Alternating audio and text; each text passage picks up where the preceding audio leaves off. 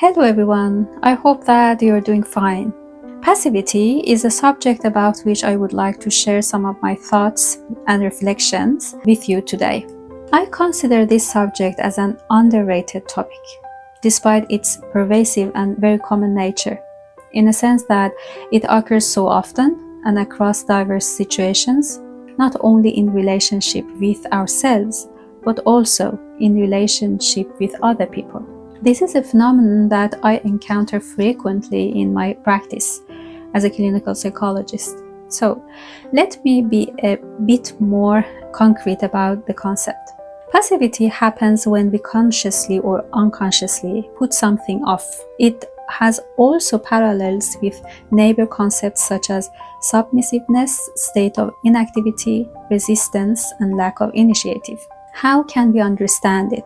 And why are some people passive and inactive? Well, these are very important questions for which we have perhaps not so many answers. However, knowledge of psychotherapy can provide us with some, insights and theoretical frameworks or hypotheses for understanding it. Passivity, as it speaks for itself, is the inability, or in a more accurate sense, not willingness to take an action. It is at some point associated with with making a choice to not to be active. Perhaps an unconscious choice or agenda not to move on, to stay still and also indifferent.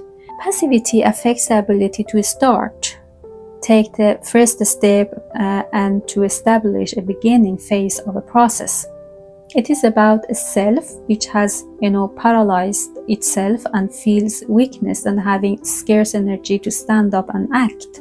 So it is all about poor or zero power for beginning, for starting. It is likely that in interpersonal dynamics, the person is perceived as one who is waiting for the other person to take action for him. Right? So in other words, when you are passive, you fuel your soul with nothing but an expectation to be moved by other people. That is why it is considered as an act of self-abandonment and neglect, as you do not rely on your own self's power to move on and act. What happens in psychotherapy is making an attempt first to show the person what he or she is doing, or in a more psychotherapy aligned language, to show the person that it is passivity that he uses as a defense mechanism. And second, to try to turn the person against it, as it is very destructive. Also, it is in many cases very difficult for the person to see it and also want to change it. So if I challenge a so-called passive person to pose a question or, present the problem that he wants to work on, with me here and now in therapy session, it will mostly very difficult for the person to be able to initiate it and thematize the problem. So a classical manifestation in therapy room is, as following things by the person. For example, you would say, "You are the therapist, I hope that you know it." And if I address his passive position by, for example, saying that, "Okay, it seems that you are waiting for me to tell you something or give you some, solutions for your problem," the person will probably answer, "Oh yes, you are the therapist. You are the one who should know the answers." So the thing that happens is that the defense mechanism, which is used by the person, detaches him from his, authentic feelings, from his body and meanings, and so jams him down and suppresses him. So he therefore loses the inner power to make his own resources and emotions available for himself, in order to make a reference for change, which is in accord with his inner motivation sources and power craft. Instead, he tries constantly to push it back to me as a therapist, as if it is my assignment to find a solution for him, right? So passivity and all similar phenomena are among the most challenging and also unpleasant reactions to which therapists get exposed and should deal with during processes in therapy rooms. We know that Not all therapists will find it comfortable to work with it, and therefore the rates of further referrals to other therapists are approximately high for these clients. It means that passivity does something emotionally and psychologically with therapists as human beings, and creates most likely uncomfortable feelings such as irritation, frustration, fear, anger in many therapists. And I suppose this is exactly what happens in contact with other people in person's real life. Interestingly, passivity's body language is mostly, different from other phenomena and reactions and defense mechanisms. So while someone who uses the other types of unconscious defenses may be more emotionally available than a passive person. For example, someone with a less destructive defense mechanism would be able to present, a clearer insight of which problems he or she would like to work with. Also, anxiety, uncertainty, and uncomfortable feelings may crush down his or her good feelings. It also happens frequently that a passivity mechanism does trigger a big amount of self-criticism and negative thoughts about self. It sounds like in many occasions during process, the self-torture by which the person does not allow himself to break free kicks in. He is trapped into toxic waiting and expecting, and at some point, he does not dare to take an action. Perhaps it will associate with discomfort and fear. Sometimes passivity appears in response to not having sufficient capacity to accommodate and deal with anger. It feels like you have only two options: either to explode in anger, which is to throw it out from your system, or to cast it inwards and become passive and self-defensive. But the sad part of the story is that none of these scenarios represent you and your true intentions and your true self. Both of these self-defeating reactions are about not being able to regulate and embrace your feelings, and not about your identity as a person and your values. It happens a lot that the person makes excuses for coming out from passivity when he is encouraged to come out from passivity and get challenged to initiate action. This will manifest as a big contrast or, paradox in therapy. For example, by saying that she would like to do, to be more active and do something for herself like a hobby or a sport, and that she thinks that she has already tried everything and nothing has helped her.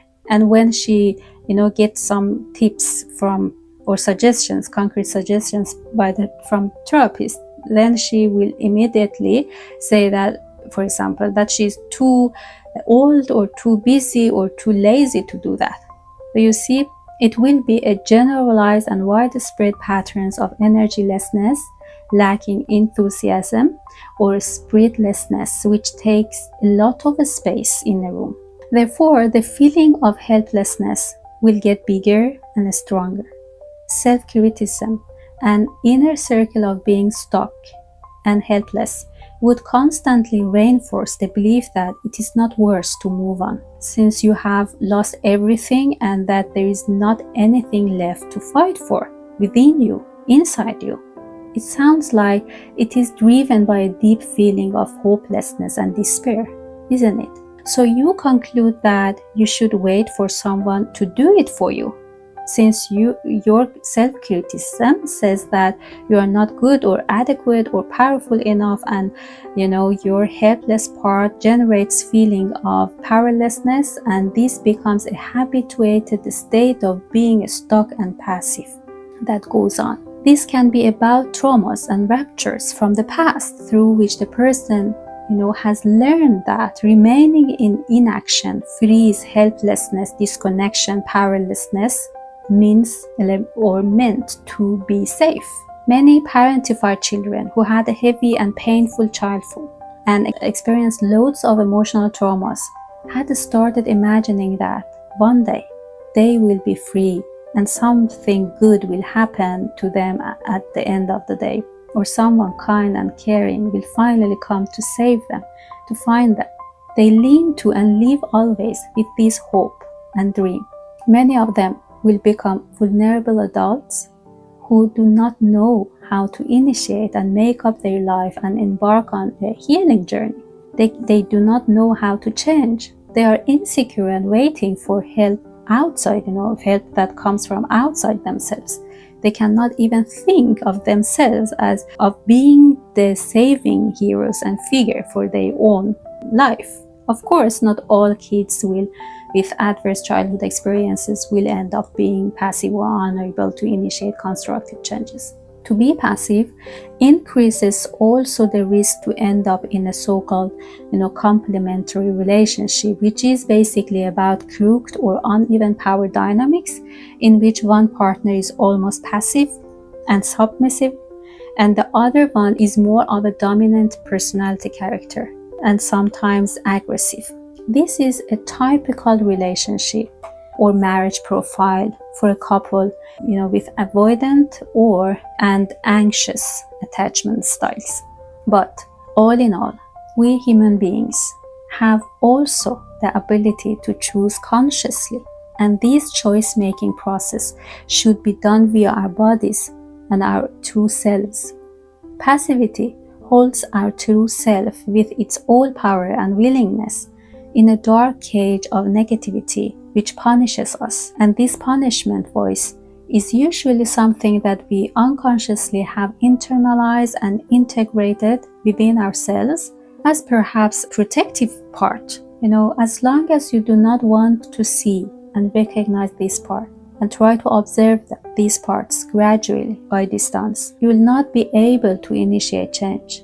And this process of development of subjective experience of being stuck will continue to function and go on in your life. So the next time you feel that you are stuck and find yourself in a not motivated enough, powerless or helpless state, or in an unreasonable and unjustifiable waiting, expecting position, try to be honest with yourself. Shift your attention inwards and just observe what is happening inside you. See if you can figure out a little voice inside yourself, or a sensation, or an inner vibe which is telling you something different or new.